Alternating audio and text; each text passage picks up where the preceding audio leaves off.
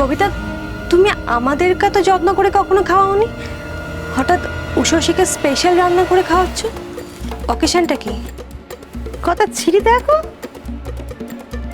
আমরা তো সবাই সুখের দিন সেলিব্রেট করি, কিন্তু আমি যতদূর জানি আজ তো উষসীর খুব শোকের দিন। এত বড় একটা দুর্ঘটনা ঘটে গেল, তাহলে সেলিব্রেশনটা কিসের?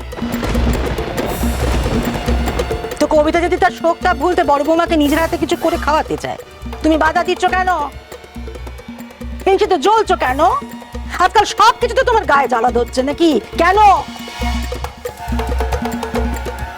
কবিতাটা কি জেলে যাবে নাকি? এত বোকাই মেয়ে, নিজের ভালো মন্দ কিচ্ছু বোঝে না।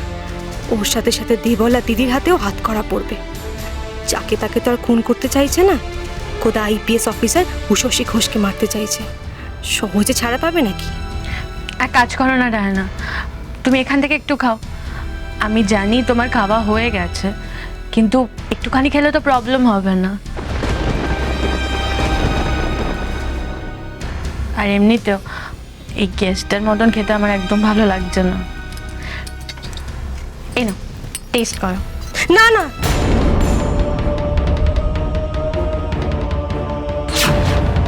আমি ওসব খাবো না। বাপরে বাপ, তোর কাণ্ড কারখানা দেখে আমি অবাক হয়ে যাচ্ছি। মাথা থেকে পা অব্দি জ্বলতে শুরু করেছে আমার। এমন করে পিছিয়ে গেলে বিষ আছে ওতে।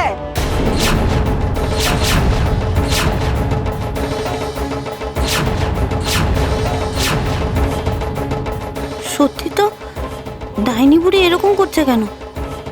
তার মানে ও কি কিছু টের পেয়েছে? বড় যা খেতে বলছে তা তুমি খাবে না। এরা খুশি মনে খাচ্ছে, তা দেখে তোমার গা জ্বলছে। তুই তো মহাতান্তরে ফেললে মা আমার। আচ্ছা বেশ, খেতে হবে না।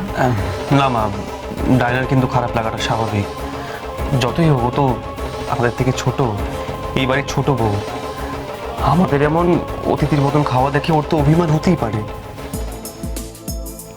কবিতা, আপনি কাল পারলে ডাইনারকে কি ভালো লাগে ওকে রান্না করে খাওয়াবেন। আর হ্যাঁ, কাকুরিকে কিন্তু বাদ দেবেন না, ওকেও রান্না করে খাওয়াবেন। আর যা যা লাগবে আমাকে বলবেন, আমি বাজার করে আনবো। ওদের কি কি পছন্দ আমার খুব ভালো করেই মুখস্থ। আচ্ছা মা, তোমার মনে আছে আগে উষসী কাকলির কি ভালো লাগে, ডাইনার কি ভালো লাগে, সব রকম রান্না করে খাওয়াতো?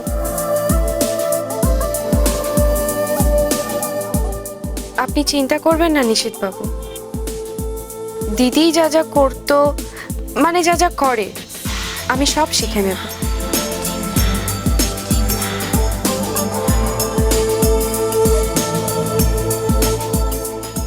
বাহ, এটা তো ওই পনির বাটার মশলা, মানে রেস্তোরাঁ যেরকম রান্না হয় ওরকমই তো হয়েছে।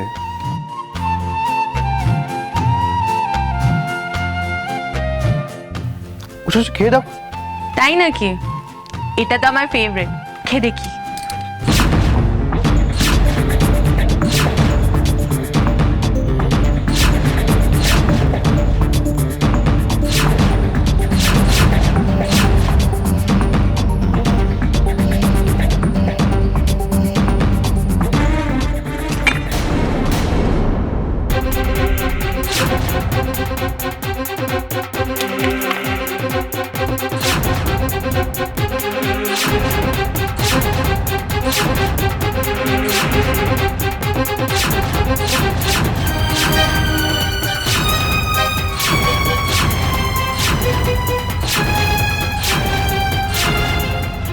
কি যে করি, আমার তো ওখানে যেতেও ভয় লাগছে।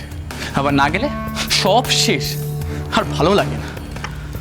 সব হলো এই দুই বোনের জন্য।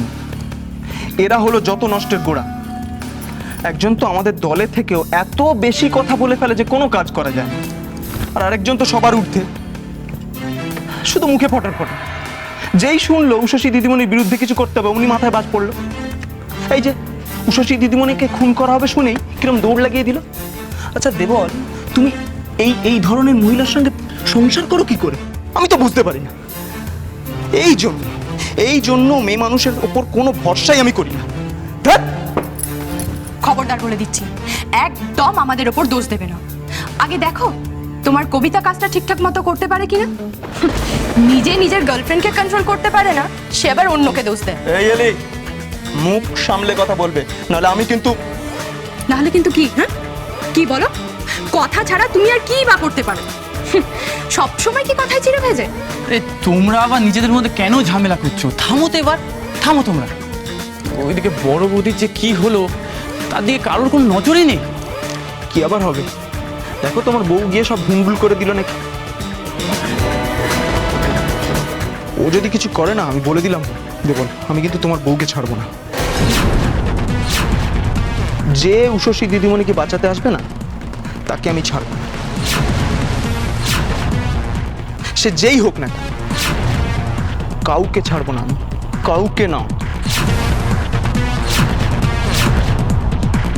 তুমি আমার চেনো মেজ বৌমা, আমার রাগ তোমার অজানা নয়। এই কাজের জন্য তোমায় আমি ছাড়বো না। কি দেখলে মেয়ে মানুষ তুমি, মা বৌমা কোনো আক্কেল নেই তোমার? কি বুদ্ধি শুদ্ধি কি হাঁটুর নিচে নেমে গেছে নাকি?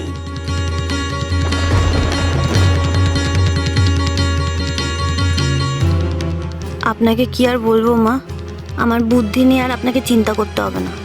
কি হতে যাচ্ছিল আপনি যদি জানতেন তাহলে আমাকে আর বকতেন না। যে বকুনি যে খাও না, গায়ে পড়ে খাও।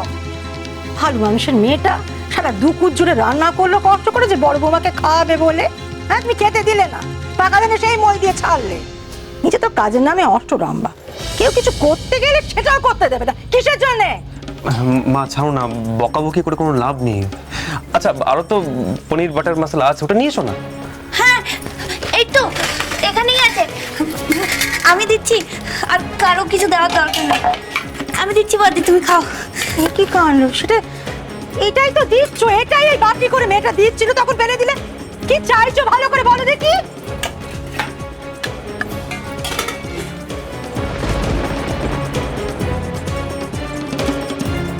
ওই খাবার যদি বদ্দি খেত, বদ্দি আমাদের ছেড়ে চলে যেত। সেটা আমি বদ্দিকে কিভাবে খেতে দিই? বড় বাটি সবার জন্য, বদ্দাও এটা থেকে খেয়েছে। এটাই যে কবিতা কিছু মেশায়নি আমি জানি। আপনি চিন্তা করবেন না মা, বদ্দিকে বাঁচানোর জন্য এই কাকুলি গোয়েন্দাই যথেষ্ট। আচ্ছা, একবার যখন উষসী পানির বাটার মশলা খায়নি তো ওটা খেতেই হবে না? মানে ওর তো মন মেজাজ খারাপ, তাই তো?